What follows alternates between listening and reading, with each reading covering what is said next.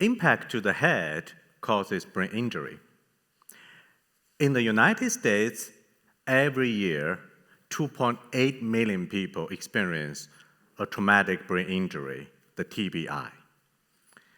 Among them, 56,000 people died, and 282,000 people got treated and released by emergency department. So TBI really pose a significant impact to the country's health system and our economy. Because TBI is such a big issue, extensive research have been performed. For example, medical professionals, they use advanced tools such as MRI to look at the brain injury, how the brain is injured, and animal testing has also been performed. Both these two types of studies actually look at the impact of the influence of the impact on the brain. So it's a post-injury. It actually, many times, it couldn't see what is going on during the impact itself. People also use, like numerical simulations, use computers to look at which part of the brain is injured. But numerical simulations lack of experimental verification and validation. That is a challenge. And other efforts actually also include people use head surrogates to replicate the impact process. When I first look at this concussion problem, I realized that, okay, the biggest challenge in brain injury is that your head is not transparent. When there is an impact on your head, you couldn't see what is going on inside. You couldn't see the motion and the deformation of the brain matter. So that is the first challenge. Second, your brain is a soft matter like tofu. Okay, it basks in a liquid environment. It's called cerebrospinal fluid, CSF. Surprisingly, the role of the CSF during the impact process when we understand, I believe, in transmitting and mitigating the impact has not been explored extensively. So there are two knowledge gaps here. So we really try to understand, we mean like my research team, is trying to understand, okay, you have the impact, you have the injury, what is the mechanism between them? What is the mechanism that leading from the impact to cause the injury? We want to build the bridge. So in order to understand this, first, we were thinking is, look at your head. Is there anything in nature that is quite similar to your head? So we think about egg. Okay, when concussion happens, so impact imposed on the head, the injury happened to the soft brain. Typically, your head is still intact, but your brain is damaged. So the question comes to us is, you have the egg shell, you have the egg yolk and egg white. How can I break the egg yolk without breaking the egg shell? If I understand this, I kind of understand the mystery of brain injury, at least a little bit. So we can actually conduct some fun experiment by looking at how to break an egg yolk without breaking the eggshell. I want to invite my students, Chi Fu and David, to perform an experiment. So first, David will break the egg. This is a fresh egg. Okay. You break it. You see egg yolk and egg white. Egg yolk is not damaged. Okay. Now, we can do a further step. We use an egg scrambler. All right. So we put the egg in the egg scrambler. We bought it from Amazon a few days ago. All right. So just to make sure that we can set it up. Then we can give it a good spin.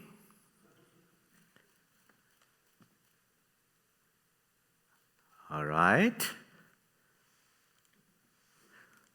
So we actually performed many times of this experiment, and we broke several of the egg scrambler already. But if you look at what is inside the egg, whoops! So the egg yolk already been damaged. Thank you very much. So this experiment really shed some light on the mystery of concussion. Okay, so instead of doing experiment with egg, which is still not transparent, we can design experimental setup, make a transparent case, and put the egg yolk and egg white in it. And we can create impact such as translation impact, meaning you give a punch, like a head-on impact. We can also connect it with a motor and give it a spin and rotate. This is called a rotational impact. All right, we bought a lot of eggs. And I have to convince our sponsor that this is indeed for scientific research. All right, so this is our translation impact. Okay, so you have a hammer, and it drop from the height, and drop it, and impact on the container, and you see what happens to the egg yolk. Nothing much. All right, this is quite surprising to us. So now we do the rotational impact. So we connect the container to the motor, we turn on the motor, and let the container to start rotating, spin. Okay? So during this process, as you can see, the egg yolk inside this container, by the way, this is taken by high-speed camera, so you see it start deform. Okay? It changed its shape a little bit, but not significant, till it reaches a steady state. Now, at this moment, I turn off the motor. When I turn off the motor, so the container stops, but the egg yolk inside continues to rotate. And this is something happened.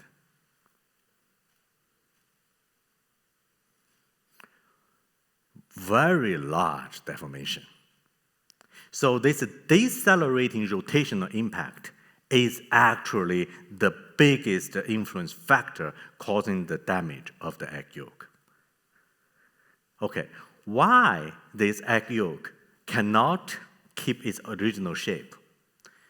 It's actually because the surrounding fluid, its pressure during the decelerating process reduced, cannot hold the egg yolk in its original shape.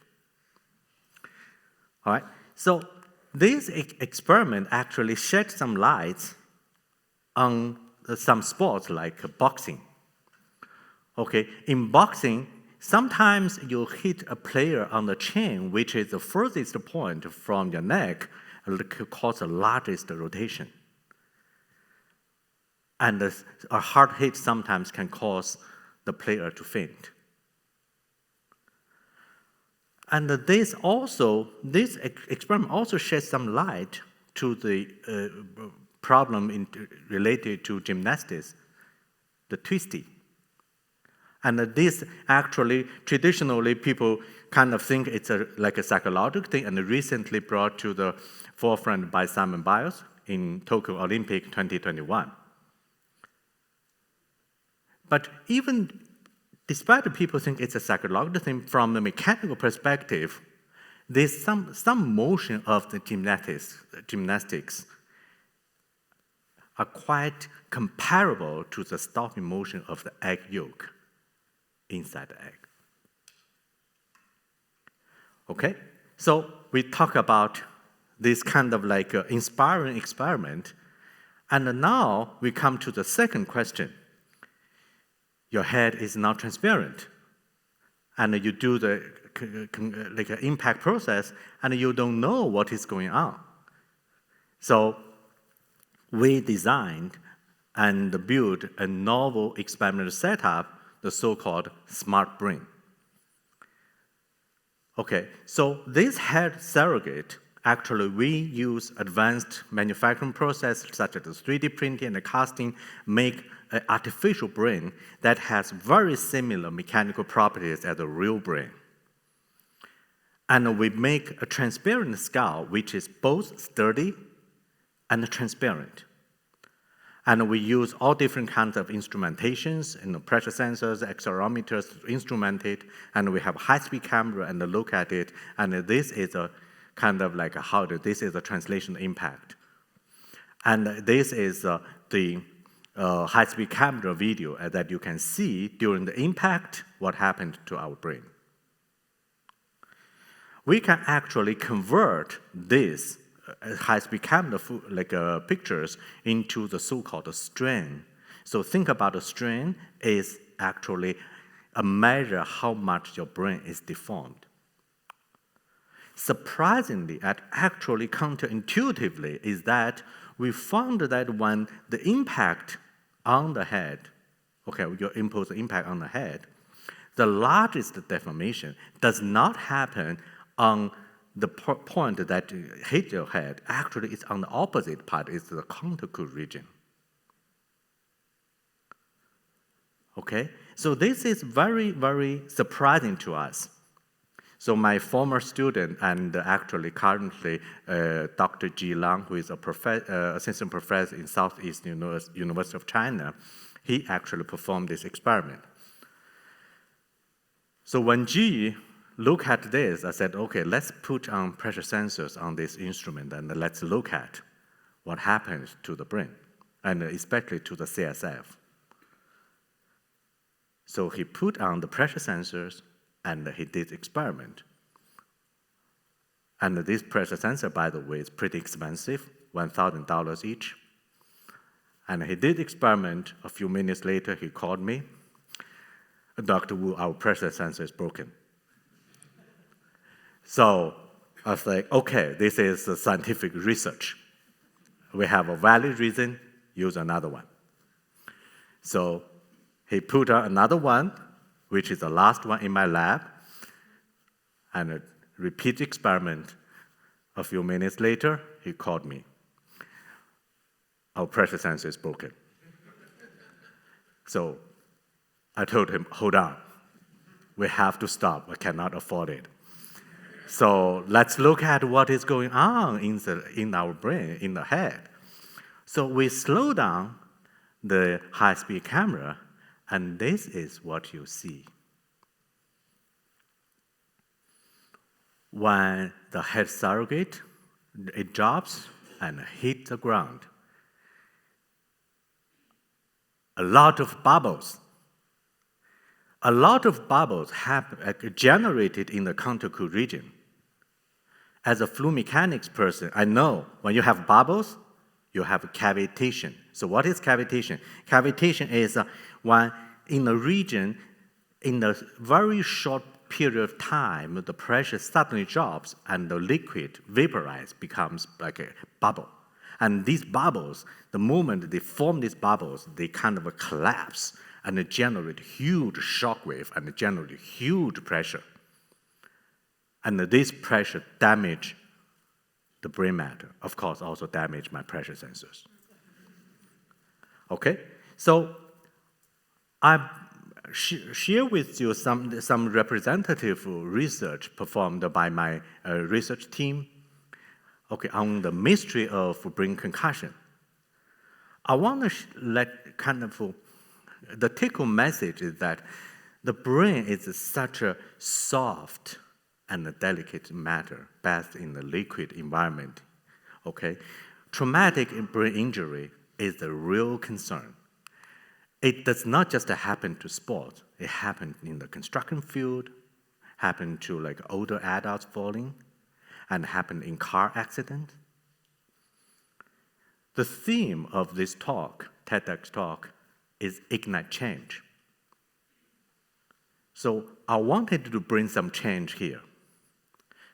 First, with better understanding of the mystery of concussion, better understanding of the mechanism that causes brain concussion, I'm hoping that we can design and develop better protective gear. And we are actually working on that. And the second, with a better understanding of brain concussion, also bring the public awareness of brain concussion. I'm hoping the incidence of traumatic brain injury can be reduced. With this, I want to thank my research team, especially my former PhD student, Dr. Qianhong, and the soon-to-be Dr. Qifu Wang, and David Bates, who is an undergrad Villanova University student, and my longtime collaborator, Dr. Li Yun Wang from University of Delaware. I also want to thank the financial support from National Science Foundation. Thanks for your attention. Thank you.